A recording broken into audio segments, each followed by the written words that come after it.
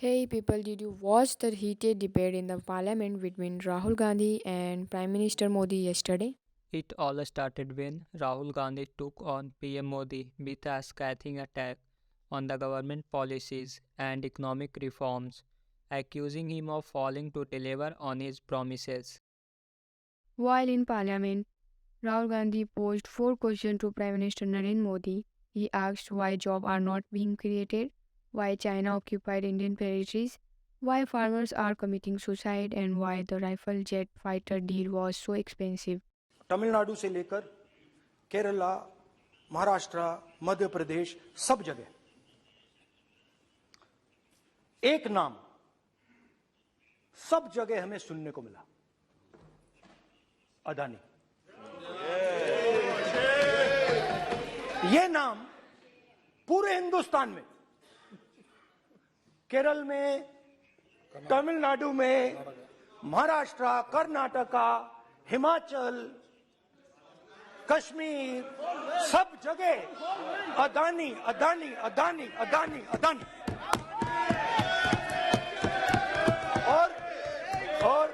और ये नाम नहीं, और इस नाम के बारे में जब लोग बोलते थे मुझसे तो दो तीन सवाल पूछते थे। ये पूछते थे कि ये जो अदानी जी हैं, ये किसी भी बिजनेस में घुस जाता है, ये सफलता प्राप्त कर जाता है, ये कभी फेल नहीं होता। और युवाओं ने मुझसे यह सवाल पूछा कि भाई ये हो क्या रहा है, हम भी सीखना चाहते हैं। मोदी जी ने कहा स्टार्टअप करो, हम भी अदानी जी जैसे बनना चाहते हैं। तो भैया किसी भी बिजनेस में घुस जाओ और एकदम सक्सेस हो जाए। ये पहला सवाल था। दूसरा सवाल था कि ये अदानी जी हैं, ये किसी भी बिजनेस में घुस जाते हैं। पहले ये एक दो बिजनेस करते थे, अब ये 8-10 सेक्टर्स में काम करते हैं। Airports, data centres, cement, solar energy, wind energy, aerospace and defence, consumer finance, renewables, media. तो उन्होंने मुझसे पूछा कि राहुल जी, हाँ वेट करो, बेटे हाँ, धन्यवाद। पोर्ट्स की बात भी थी।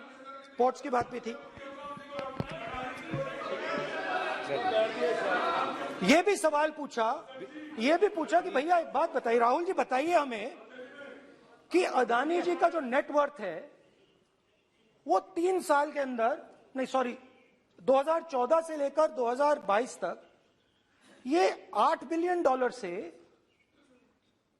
$140 बिलियन कैसे हो गया? कैसे हुआ? मोदी है तो मुमकिन। ये 2014 में अगर आप दुनिया की, मुस्कुरा रहे हैं आप, बीजेपी में है ना आप, तो ये लिस्ट आती है, एक लिस्ट आती है दुनिया के सबसे अमीर लोगों की। इस पे ये 609 नंबर पे थे 14 में। 609 पीछे बिल्कुल। पता नहीं जादू हुआ, दूसरे नंबर पे पहुंच गए। मोदी है तो मुमकिन है।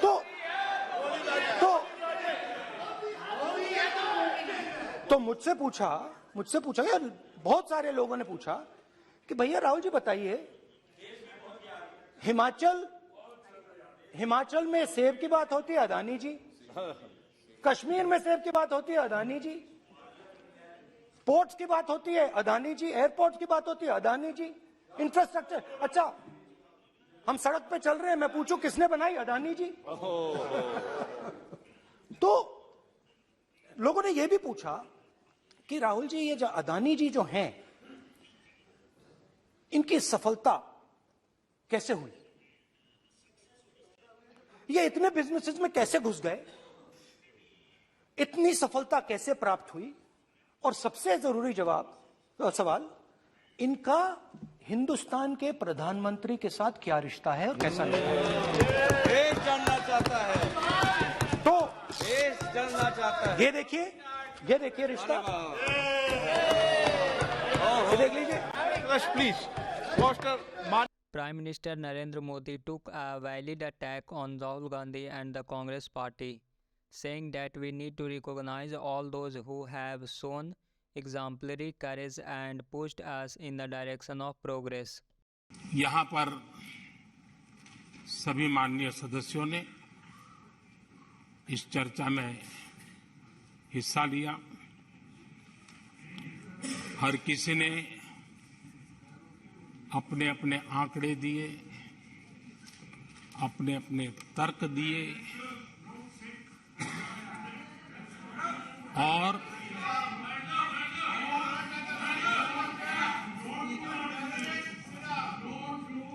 अपनी रुचि, प्रवृत्ति, प्रकृति के अनुसार सबने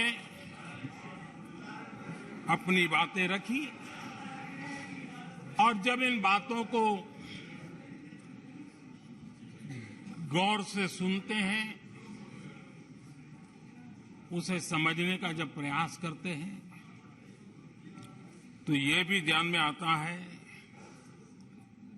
कि किसकी कितनी क्षमता है, किसकी कितनी योग्यता है, किसकी कितनी समझ है और किसका क्या इरादा है। ये सारी बातें प्रकट होती ही है और देश भली भांति तरीके से उसका मूल्यांकन भी करता है। मैं चर्चा में शामिल सभी माननीय सदस्यों का हृदय से आभार व्यक्त करता हूं, लेकिन मैं देख रहा था कल कुछ लोगों के भाषण के बाद पूरा इकोसिस्टम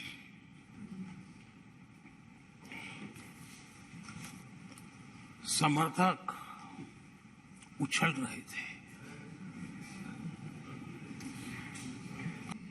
और कुछ लोग तो खुश होकर के कह रहे थे, ये हुई ना बात,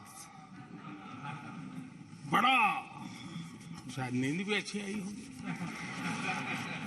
शायद आज उठ भी नहीं पाए होंगे।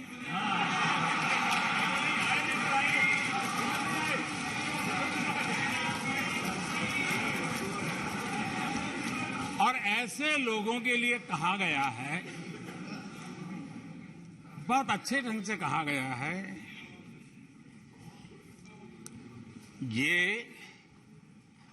ये कह करके हम, ये कह कर हम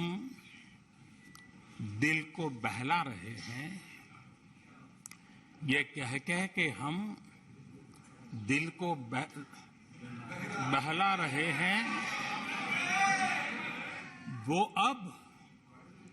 अब चल चुके हैं, वो अब चल चुके हैं, वो अब आ रहे हैं। सबने स्वीकार किया और माननीय अध्यक्ष जी, मैं 140 करोड़ देशवासियों का आभारी हूं कि सबके प्रयास के परिणाम आज इन सारी बातों को पूरे सदन में स्वीकृति मिली है। इससे बड़ा गौरव का विषय क्या होगा। आदरणीय अध्यक्ष जी, सदन में हंसी मजाक, टीका टिप्पणी, नोक-झोंक, ये तो होता रहता है, लेकिन ये नहीं भूलना चाहिए कि आज राष्ट्र के रूप में गौरवपूर्ण अवसर हमारे सामने खड़े हैं। गौरव के क्षण हम जी रहे हैं। You probably already know that Congress leader Rahul Gandhi alleged that PM was trying to protect Adani during his time in office. आपके सवालों का जवाब मिला? जवाब नहीं मिला। नो इनफैक्ट प्राइम मिनिस्टर वो shell shock he was in shock and there was no answer. एक जवाब नहीं दिया प्रधानमंत्री जी ने। और मैंने कोई कॉम्प्लिकेटेड क्वेश्चन तो नहीं पूछा है, मैंने ये पूछा है आपके साथ कितनी बार गए हैं, वहाँ कितनी बार मिले हैं, तो सिंपल से सवाल थे, जवाब नहीं दिया। लेकिन उन्होंने जवाब मिले क्या आपको? सवाल पूछे थे, आपको जवाब मिला। पीएम के स्पीच पे आपको क्या कहना है? जवाब मिला आपको? No, I am not satisfied but it reveals the truth. Hindi ये मतलब स्पीच से सच्चाई दिखती है कि अच्छा इंक्वायरी की बात नहीं हुई। अगर मित्र नहीं है तो ये कहते ठीक है मैं इंक्वायरी करा देता हूँ, इंक्वायरी की बात नहीं हुई। डिफेंस इंडस्ट्री है, वहां पे शेल कंपनीज हैं, बेनामी पैसा घूम रहा है, उसके बारे में प्रधानमंत्री ने कुछ नहीं कहा।